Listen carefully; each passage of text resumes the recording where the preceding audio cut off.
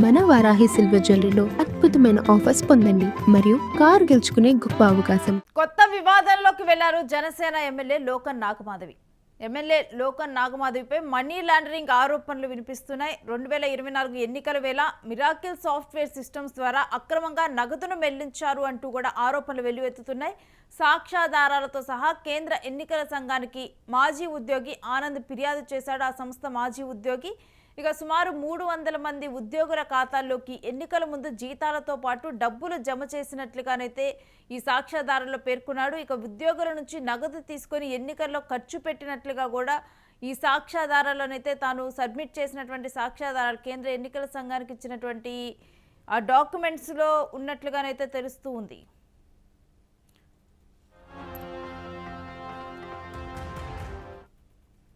ఇక ఈ అంశం గురించినటువంటి డీటెయిల్స్ మా ప్రతినిధి భరత్ అడిగి తెలుసుకుందాం. ఎస్ భరత్, లోకం మాధవి ఇటు మనీ లాండరింగ్ కి పాల్పడ్డారన్న ఆరోపణల మీద డీటెయిల్స్ ఏంటి?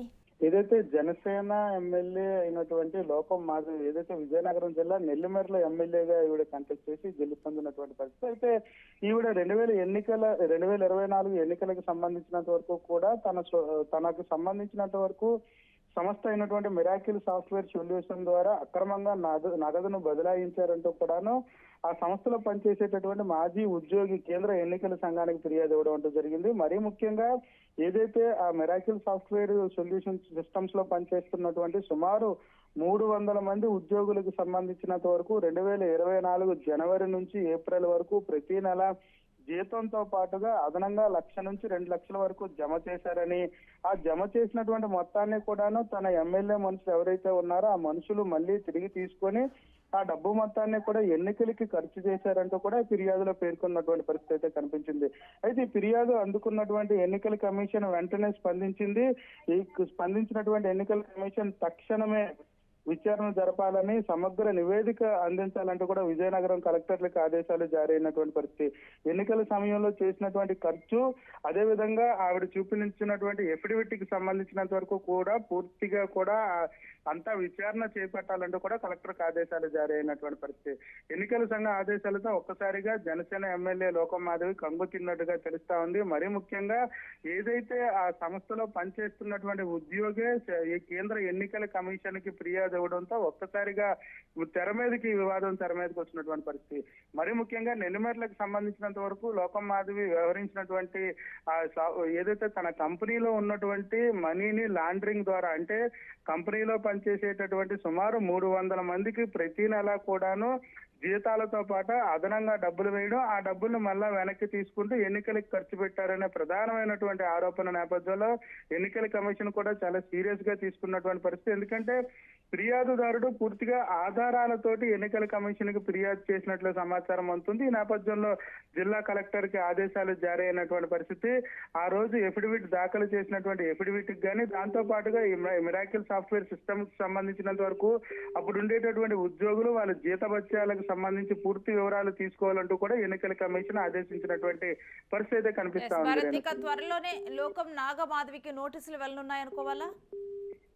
ఖచ్చితంగా కలెక్టర్ కి ఇప్పటికే ఎన్నికల కమిషన్ ఏదైతే పూర్తిగా కూడా విచారణ చేయాలంటూ కూడా ఆదేశాలు జారీ అయినటువంటి నేపథ్యంలో ఏదైతే మిరాకిల్ సాఫ్ట్వేర్ సిస్టమ్స్ ఏదైతే ఉందో ఆ కంపెనీతో పాటుగా ఎమ్మెల్యే లోకం మాధవ్ కూడా నోటీసులు ఇచ్చేటటువంటి పరిస్థితి అయితే కనిపిస్తా ఉంది.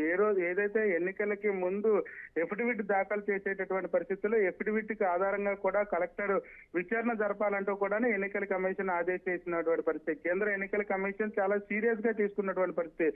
ఎందుకంటే మనీ లాండరింగ్ వ్యవహారానికి సంబంధించినంత వరకు కూడాను పూర్తి స్థాయిలో జరిగినటువంటి వ్యవస్థకు సంబంధించినంత వరకు అక్కడ జరిగినటువంటి మనీ లాండరింగ్ సంబంధించినంత వరకు కూడా ఆ మాజీ ఉద్యోగి ఎవరైతే ఉన్నారో పూర్తి ఆధారాలతో ఎన్నికల కమిషన్ కి ఫిర్యాదు చేసినటువంటి నేపథ్యంలోనే ఖచ్చితంగా ఉచ్చు బిగుసుకునే అవకాశమే కనిపిస్తా ఉంది. మనీ లాండరింగ్ కి సంబంధించినంత వరకు కూడాను ఎంతమంది 300 మంది ఉద్యోగులకి సంబంధించినంత వరకు 4 నెలల పాటు జీతభత్యాలతో పాటుగా అదనపు ఏదైతే 1,00,000 నుంచి 2 లక్షల వరకు అధికంగా వేయడం, ఆ డబ్బును మళ్ళీ రిటర్న్ తీసుకున్నటువంటి పరిస్థితి. ఈ నేపథ్యంలో జరిగినటువంటి తీరుకు సంబంధించినంత వరకు కూడా మాజీ ఉద్యోగి అయినటువంటి నేపథ్యంలో విత్ ప్రూఫ్స్ తో ఇచ్చినటువంటి నేపథ్యంలో ఖచ్చితంగా నోటీసులతో పాటుగా ఈ మనీ లాండరింగ్ వ్యవహారం ఉచ్చు బిగుసుకునే అవకాశమే కనిపిస్తా ఉందని చెప్పొచ్చు.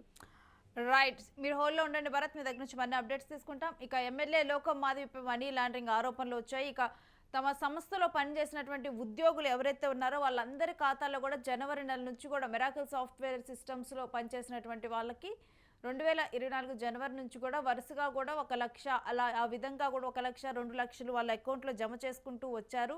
ఆ తర్వాత ఆ డబ్బులన్నీ కూడా తీసుకొని ఎమ్మెల్యే లోకమాధవికి సంబంధించినటువంటి అనుచరులు వాళ్ళ దగ్గర నుంచి ఆ డబ్బునంతా తీసుకొని దాన్ని ఎన్నికల కోసం ఉపయోగించారంటూ ఆ సంస్థలో పనిచేసినటువంటి ఒక మాజీ ఉద్యోగి తన దగ్గర ఉన్నటువంటి ఆధారాలతో సహా ఫిర్యాదు చేయడం జరిగింది. దీన్ని కేంద్ర ఎన్నికల సంఘం చాలా సీరియస్గా తీసుకుంది. ఈ అంశాన్ని వెంటనే కలెక్టర్కి అంశానికి సంబంధించినటువంటి డీటెయిల్స్ని పంపించి దీని మీద దర్యాప్తు చేయవలసిందిగా కోరటం జరిగింది.